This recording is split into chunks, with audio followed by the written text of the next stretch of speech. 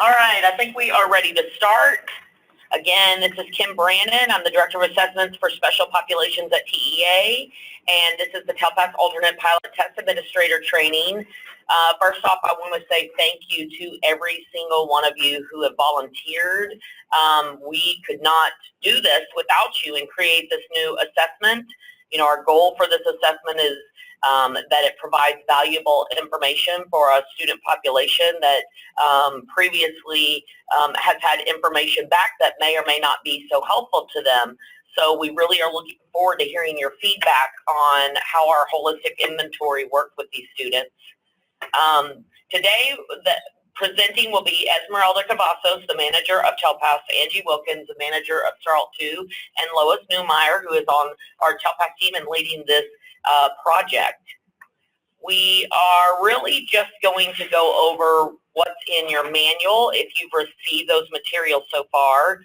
I'm not sure. We have had some feedback so far that some people have received boxes that had a secure label on it and have asked, can we use our materials? Yes, it's not secure, and Esmeralda will talk about that a little later, but absolutely bring your manuals out. They're not secure. Also, this is being recorded. This is the second of 2 sessions, both with the same exact content. This is the PowerPoint posted already? The PowerPoint is posted on Pearson Access Next, and the recording should be posted by the end of the week. All right. So the biggest question, and if you've been to some of our presentations, we've said this too, the biggest question, why are we making an alternate English language proficiency assessment? Well, because ESPA requires each state to administer an alternate ELP assessment, and it's only for students with the most significant cognitive disabilities. So we've been working with teachers, having held many advisory committees and teacher work groups to evaluate the needs of the student population and create an assessment that, again, is going to give you valuable information and that is hopefully going to fit seamlessly into a teacher's instruction, daily instruction.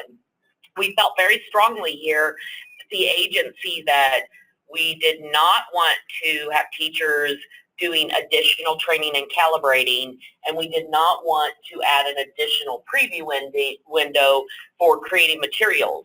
So that's how we came up with this holistic inventory that uses a teacher's observations of a student's English language proficiency within the classroom and activities they're already doing.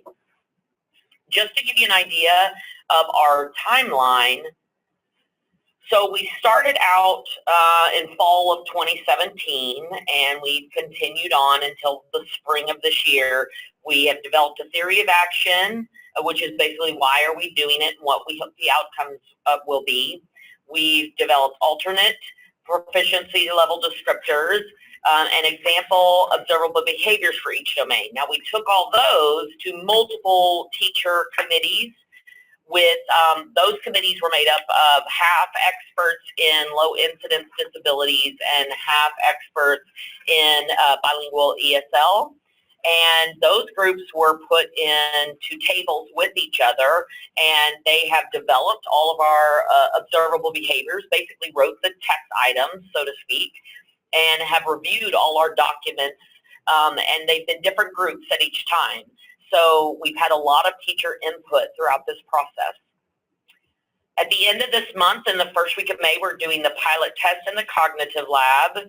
Again, I want to stress this pilot test, even though it has the word test, people, not everyone has been as gracious as you guys to volunteer, and if you hear this and want to get the word out, we really appreciate. This is not a test you're going to put in front of a student. This is not a test that you have to do traditional test training. We don't encourage it, but you certainly could have your teachers eating popcorn and watching TV, filling these out on their couch with the knowledge of their students while they're at home, because these are really observations that they have throughout their day in the classroom.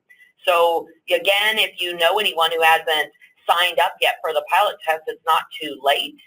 and it really is not a huge time commitment. In fact, I'd say the survey afterwards, the post-administration survey, will probably take more of your time than the actual observable behaviors. The cognitive lab, we are going, some of our staff, Lois is going to the Houston area, Angie's going to the Dallas area, I'm going to United, Esmeralda's going to San Antonio, and we have another staff member on Angie's team, Lori, is going to be in the Austin area.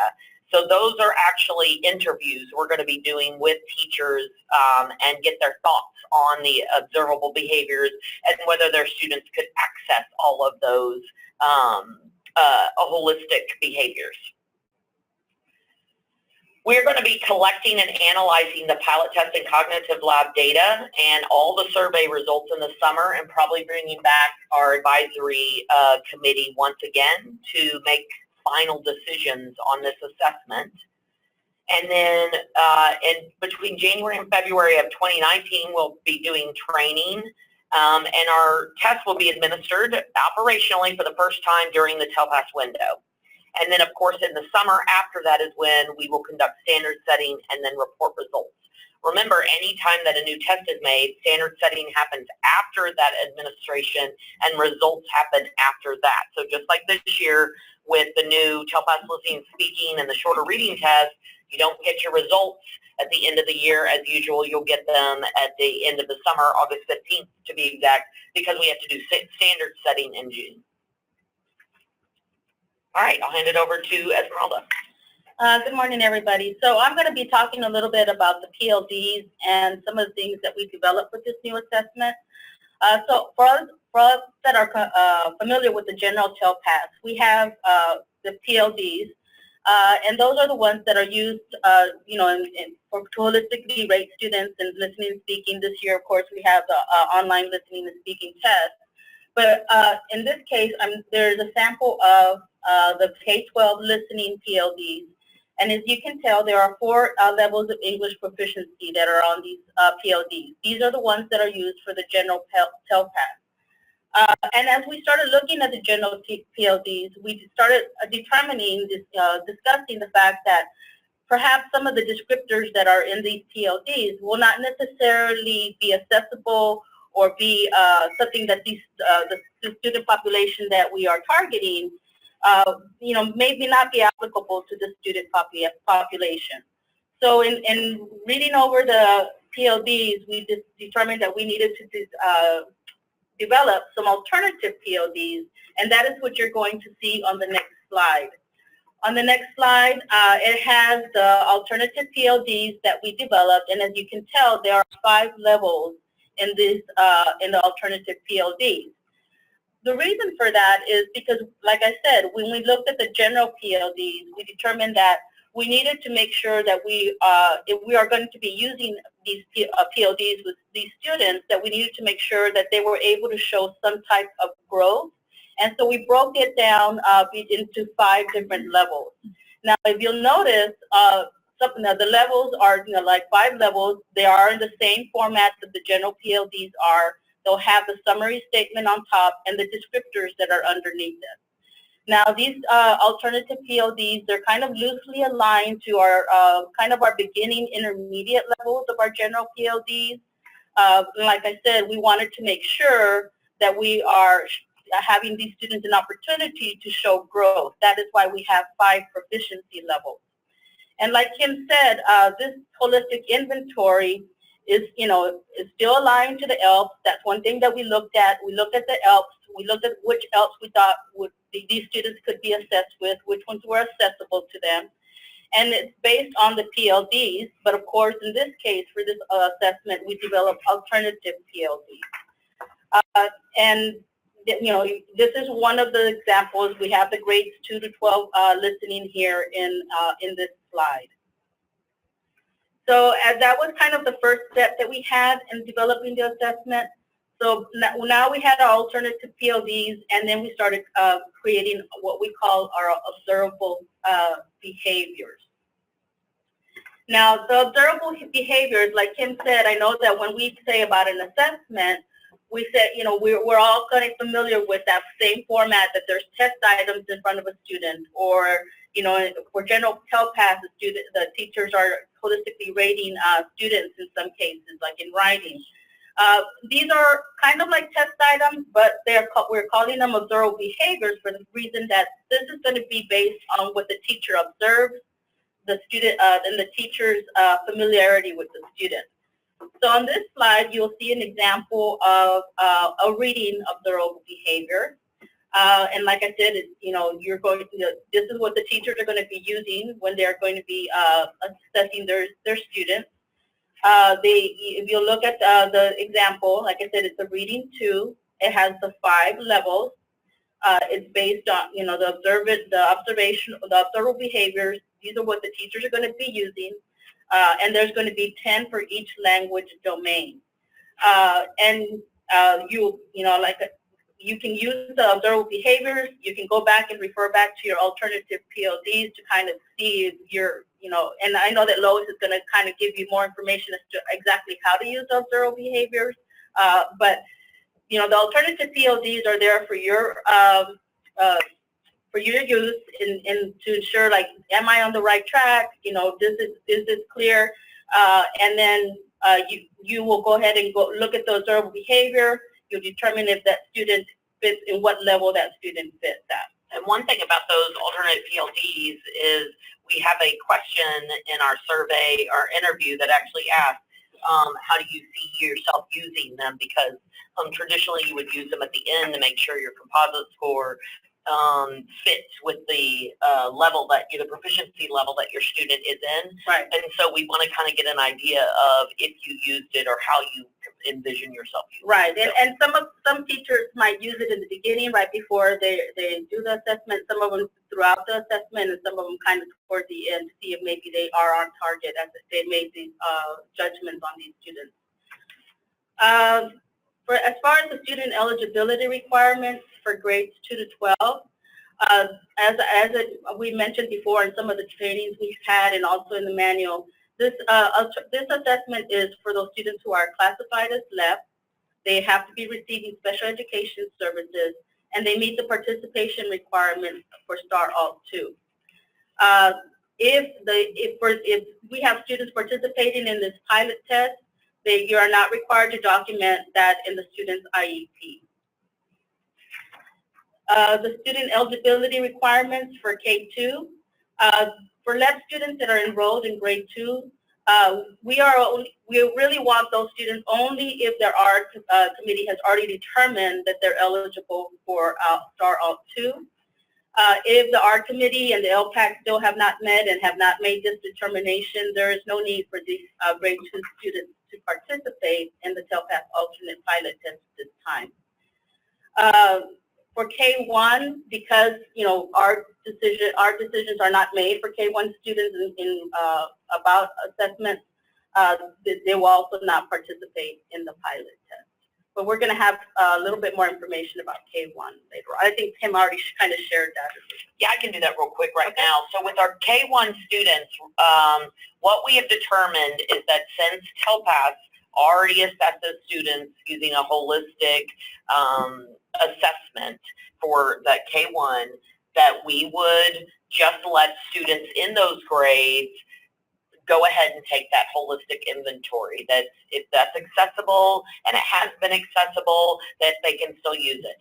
Now, we're not sure that's necessarily the right answer, but until we have feedback from K1 teachers who have students who are left and with significant cognitive disabilities, then we're not sure about that answer. So what we plan to do is try to work with people in the regions we're going to visit, and maybe locally afterwards, or maybe even at the beginning of next year, hold a meeting specific to teachers that are K1 teachers who have these students in their class, and kind of pick their brain a little bit and interview them to make sure that's the right decision for that population. So that is the eligibility. All that information was also in the manual. And so I'm going to move on to test administrator requirements. So teachers that are going to be giving this, They need to be familiar with the student, obviously, because they have to be know what the student is capable of. They have to base it on their observation of the student. The test administrators may include special education teachers, bilingual ESL teachers, or other service providers who regularly work with the students. Test administrators must complete the inventory for all domains. So it's not like you can have one teacher complete this assessment for listening and another for speaking. The districts have to assign one test administrator for all the domains, not just one or the other. The test administrators must hold a valid Texas teaching certificate. If you have somebody who is a district or campus personnel who does not hold the appropriate credentials, they can go ahead and administer the test, but it has to be under the supervision of a professional on the same campus who does meet the criteria.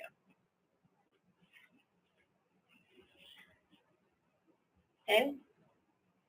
In regards to test security, like Kim mentioned in the beginning, the TELPAS alternate materials are not secure.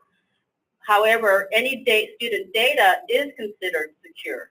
So, for example, you're going to be using observable behaviors that are in the manual, and you're going to be making copies for individual students, whoever you're going to be assessing.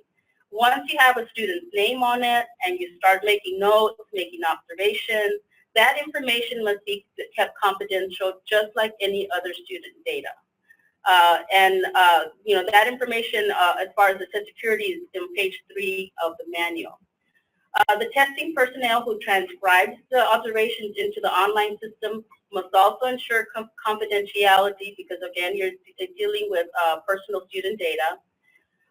Districts will need to destroy the paper inventories after the assessment is complete. So you've made your notes, you observe your students, you'll have to destroy it any time, the same manner you do anything that has confidential student information.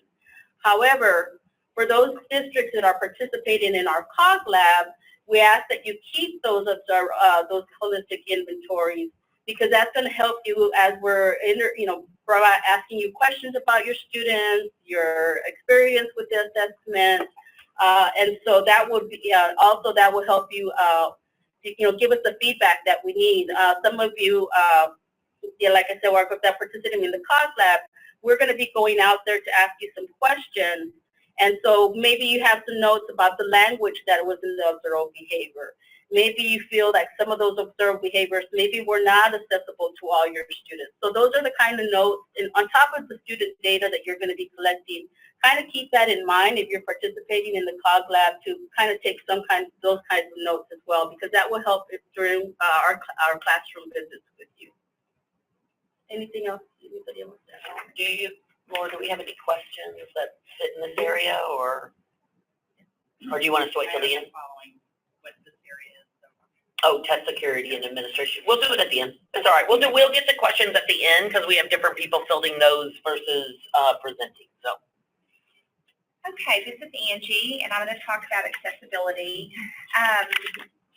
So as Kim and Esmeralda both have alluded to, is the TELPAS All is based on observational data that the teacher enters into the observational behavior form and then transcribes into an online system.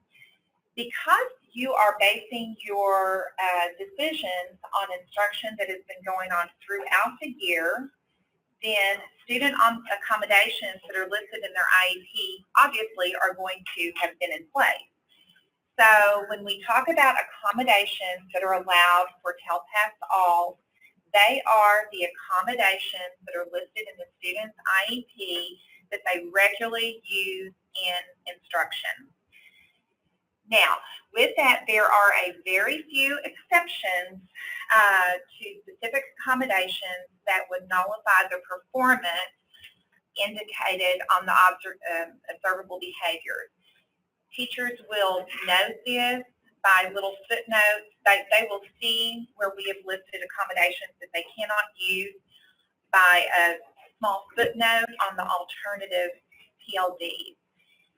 For example, I believe there is a writing objective that the teacher would be indicating where the student performs on that.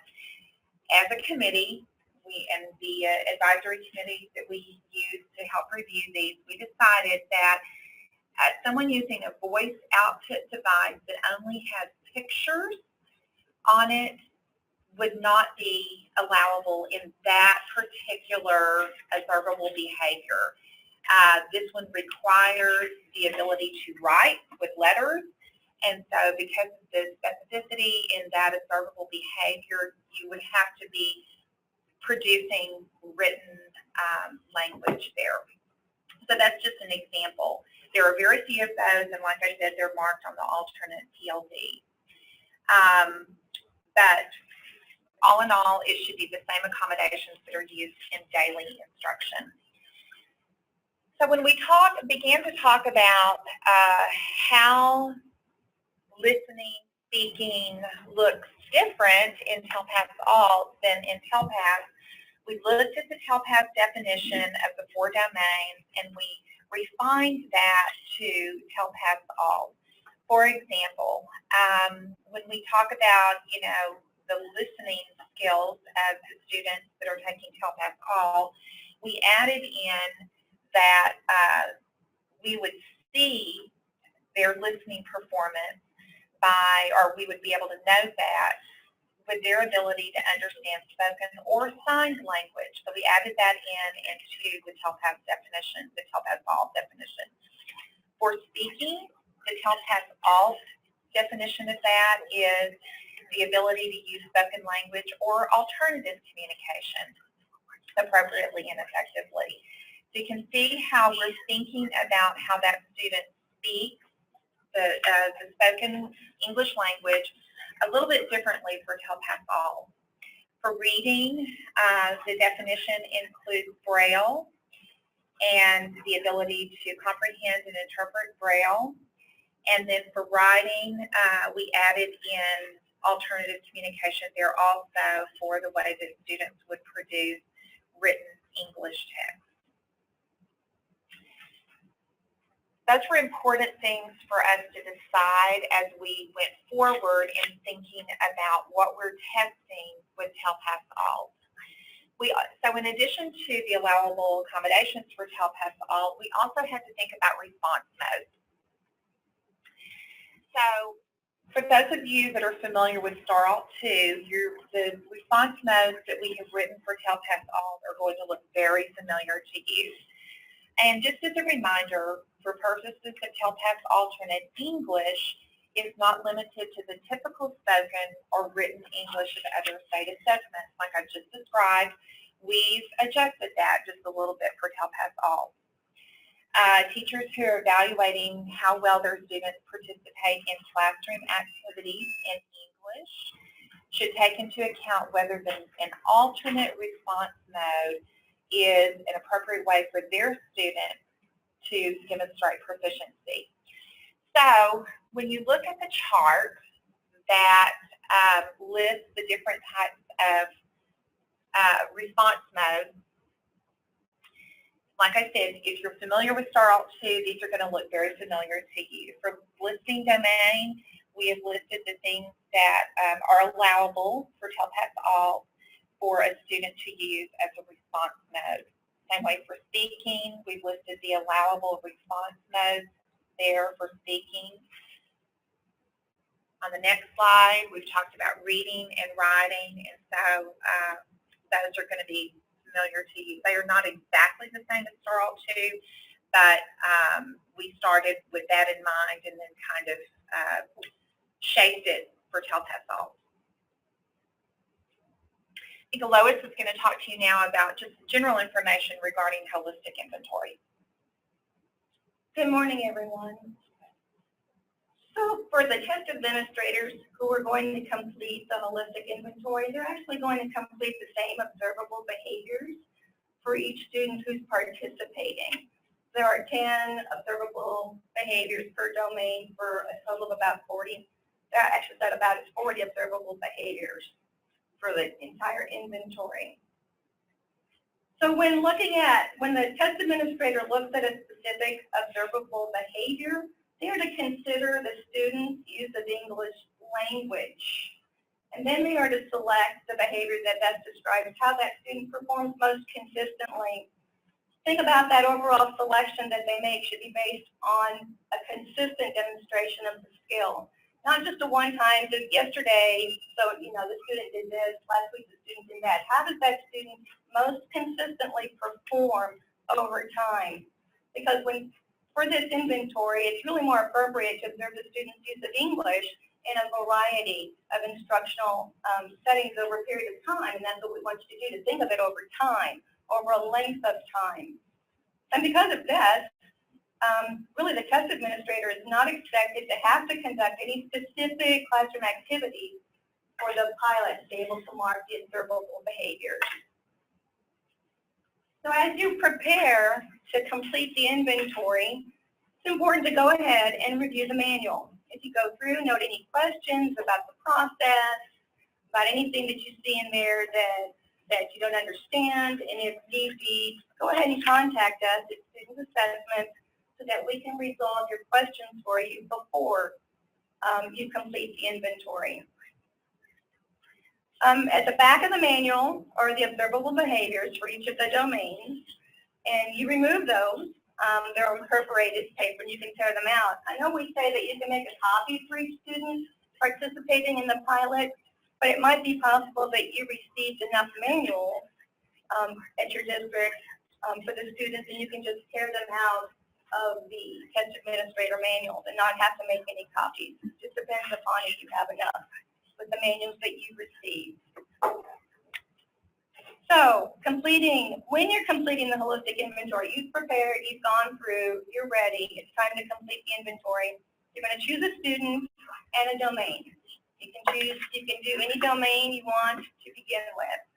You'll look at the observable behavior along with the description for the student performances, like you can see here, A, B, C, D, and E.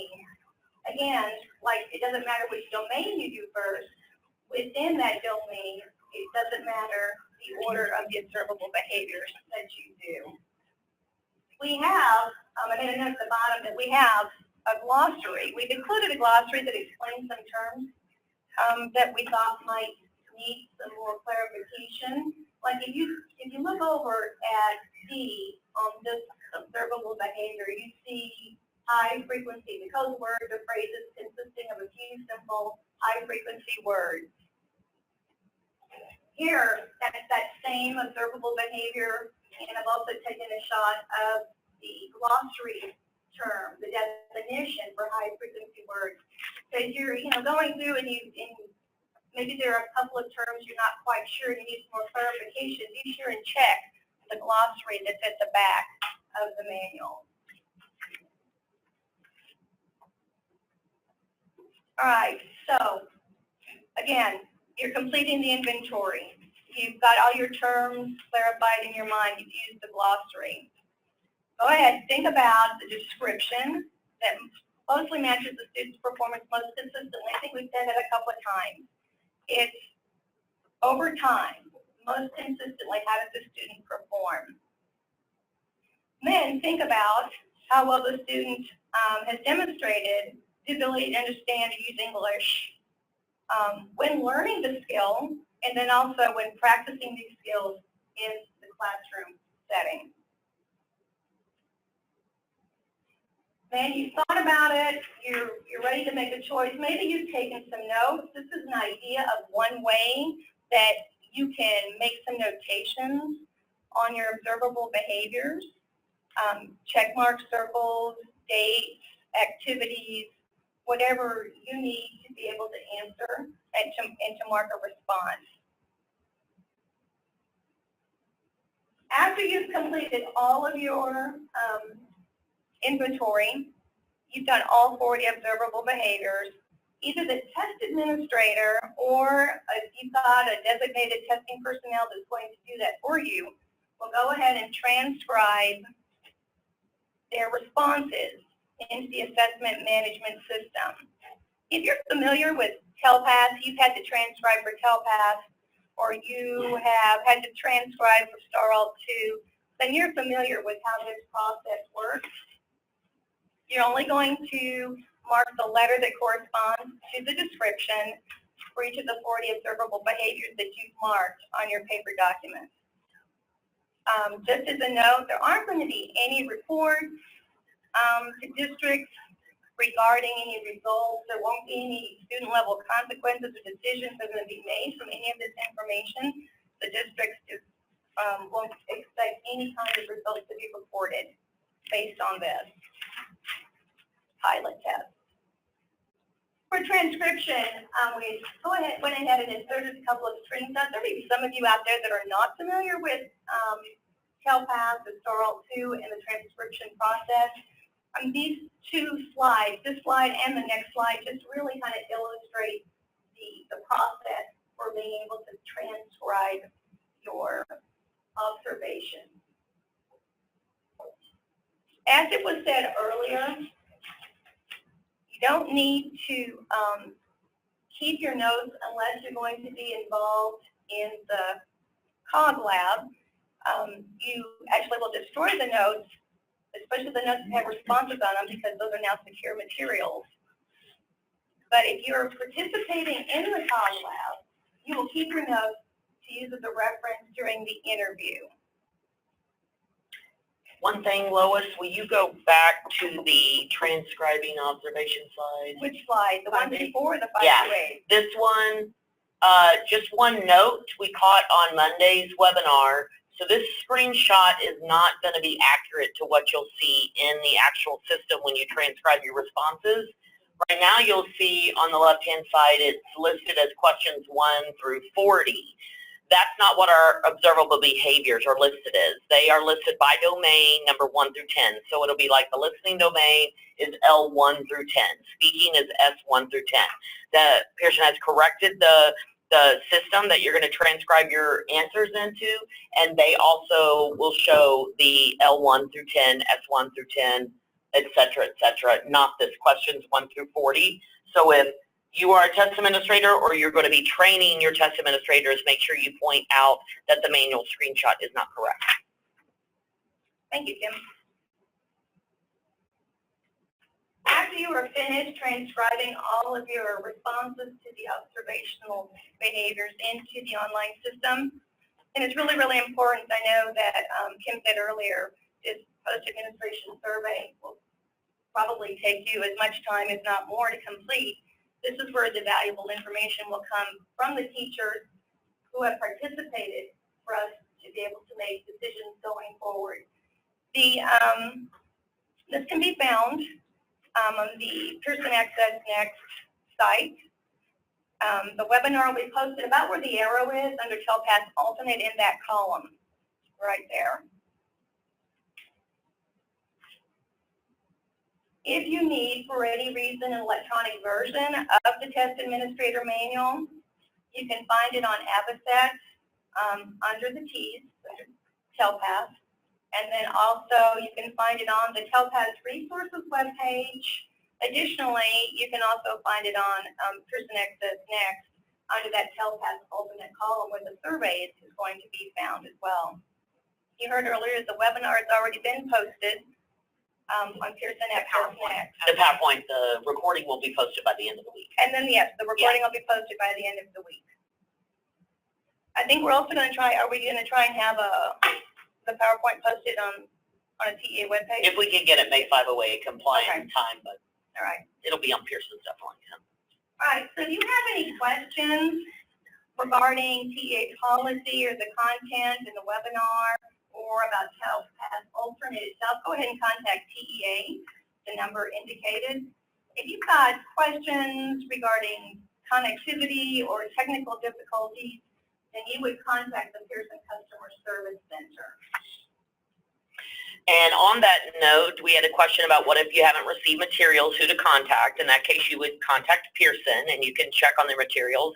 Also, as Merelda suggested, since the manual is posted, you can review your manual online if you want and simply print out the observable behaviors for your students, too. You don't actually need the hard copy, so that's another option. Another one, how to register for participating in the pilot. Thank you to And the COG Lab. Okay, so the COG Lab we're set because we have reached out to districts that we're traveling to interview, and really we're limited on, how far we can go and how many days we can stay. So those we have reached out to people, and if you're in the COG Lab, you know who you are. For the pilot test, everyone who has a kid who is identified as LEP and is eligible for Charlotte 2, we would love for you to participate in this. So TEA sent out a March 20th letter to districts. It has a little golden ticket icon, I believe. That gives you the information for this pilot test. But you register just like you do for any other administration. There's also an upload link in that email if you just want to upload. And then, of course, Pearson's happy to help with any questions or walking you through that if you need that. So let me just tag on to what Kim is saying. So when you upload that student data file, that is going to be created with your Charlotte 2 test takers that are left. So that is the student data file. That's the group that you're uploading. All right. We also had a question about this training. Do we need to do a formal training for test administrators, or is the manual, PowerPoint, et cetera, okay? That's really up to you. We will have a survey and an interview question about this exact thing. Was it sufficient, the training you got? So we're not really putting parameters on you. We want at the least for the test administrator to review the 20 or so pages in the manual, just so they're familiar with what those observable behaviors are and how they were created and what they do with them. Really, other than that, again, our goal for this was to not put any additional burden as much as possible on you guys, but give you basically the most bang for your buck, that you put the least amount of effort in, but you get the most amount of data back to you. So I think leave it up to you and your particular situation and who your teachers are, and you can do anywhere from a formal training to hand them the PowerPoint and the manual. All right, next year, will there be expectations for calibration for teachers? So again, as I said at the beginning, not at this time. I mean, we know that this is something that teachers have to do for TELPAS that takes time to train and calibrate. So we didn't go that route with this assessment. We know also with the same thing about preview window for ALT and having to prepare those materials. We didn't go that route either. So at this time, we do not anticipate calibration being necessary for this assessment. However, remember, this is a pilot test, and what we're doing is testing the test, not the teachers and the students. So we will be reviewing our results. Also, we have the ELTs are going to be revised, as well as exit and entrance criteria in the coming years. So, who knows what's going to happen with the assessment. But again, I can promise you not right now, and hope not next year at all. And so one of the questions that we got was about how the implications about the special exit process, and really we don't know at this time, because right now the special exit criteria process is being revised. They're under ESSA, there are requirements that we have a standardized method of identifying ELs and exiting ELs. And one of the pieces is, of course, the special exit criteria. And so right now that is in the process of being revised. So for those of you that are familiar with the special exit criteria, it has a general TELPAS. There was some modification about the ELP standards and which assessment they would use. But now with this new assessment for TELPAS alternate, some of that information will be part of the revisions that we are working with our bilingual ESL counterparts as far as the special exit criteria. All right, will we have to document this in the IEP or in the following years? Yes, you have to document all assessment decisions for students receiving special ed services in your IEP, and in this particular case, it would be in conjunction with the LPAC. We will be trying, our goal is to post the participation requirements by the end of the summer for the next year. So just keep an eye out for that. But of course, by this time and then, we'll send out letters, and we'll have our beginning of the year trainings as well as ESC trainings to give y'all more information about that. And, you know, on making those art decisions for grades 3 through 12, it's easy because if you are a Star Alt 2 tester, you're going to take TELPAS off. The fuzzy area is for those second graders that, you know, you've not made Star Alt 2 decisions on. So that's the part that you'll be receiving more information about and training about this summer. And just one word of caution, we have been calling this TELPAS alternate because we need something to call it, but names for tests, those are pretty popular. People like to pick names for that, and that's something that I don't really have a dog in that hunt, so it may change, and we'll get that information out to you, but always remember in the back of your head, it's an alternate English language proficiency assessment period, no matter what it's called. All right, if the student is considered NAR, no authentic academic response for Star Alt, then are they NAR on TELPAS? So I can answer this question as far as medical exception. So yes, if you have a medical exception, you're too ill, yes, that would still apply. But NAR, we're not so sure about. We're going to be really thinking about that as we get survey results and interviews back, because if you look at those observable behaviors, our very first one is may or may not attend to XYZ. So you really could fit all students, at least that's our hope, into that level 1 category. One of the things we're going to be testing out about this test is, does every student with every potential disability, can they fit in those 5 observable behaviors? So at this time, we're thinking NAR would not apply in this case because we've stretched those levels to such an extent that we're hoping they can all fit. Yeah, so we have another question that's very similar to that. What if the student is not able to produce an observable behavior? That would be kind of like our no authentic academic response designation with Star Alt 2. And Kim just described that the way that we structured the observable behaviors, we allowed for a category where a student may or may not attend to the stimulus. So our hope is that we captured that in the level 1. But like Kim said, you know, that'll be determined through the survey results and interview with teachers. And it is on the back of our head. We've had lots of conversations about it. So again, if we get feedback from the survey, from our interviews, and from our advisory committee, once we bring them back to review all the results, that decision may certainly change based on y'all's feedback. Oh, I'm throwing away a question that I haven't even answered. Okay, the reading says at a modified level. Star Alt qualifications are for prerequisite levels. So is reading at a modified level or a prerequisite level? I mean, in my mind, though, that's semantics. It's the same thing. If it's modified, it's really low. Like my kids taking modified when I taught were 5th graders working on a pre-primer level, which I would argue those are prerequisite skills as well. So if you want to say prerequisite skills, because definitely that's the vocabulary you're used to, that is the answer. But if you're saying modified as well, it means it's different. It's whatever level your IEP goals state that student should be reading on, and then that's how you observe them and rate them. Good. All right, last question. I think maybe we have another one. Laura's still got some.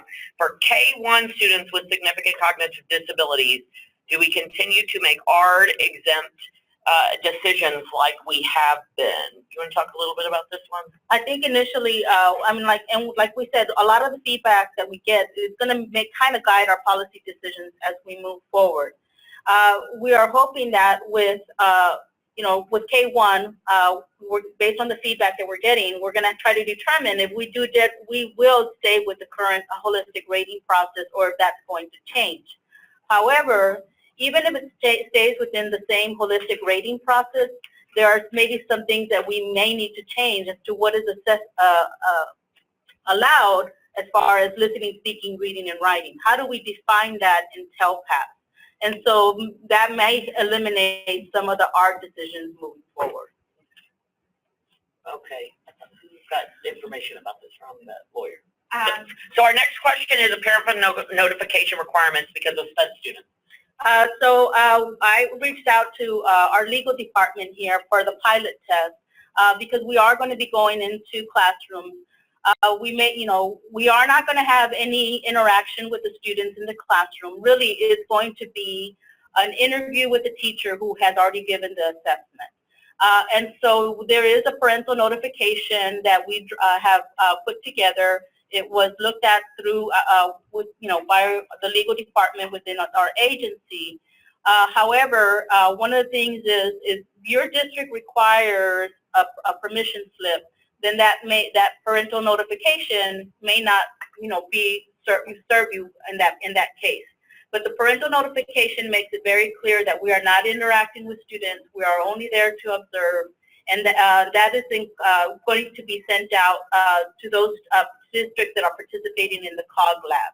So once you get we've already reached out to those districts that we know we're going to go visit.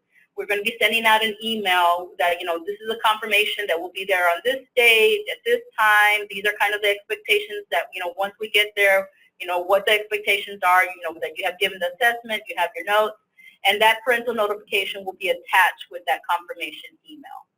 And as far as if you're just participating in the pilot test, you're not going to change your teaching. You're not going to put something in front of a kid to do, as far as the test. So there isn't really any, reason to get a parent notification or let them know. Yeah, and that's probably what I should have clarified. The parent notification is really for those districts that are participating in the COG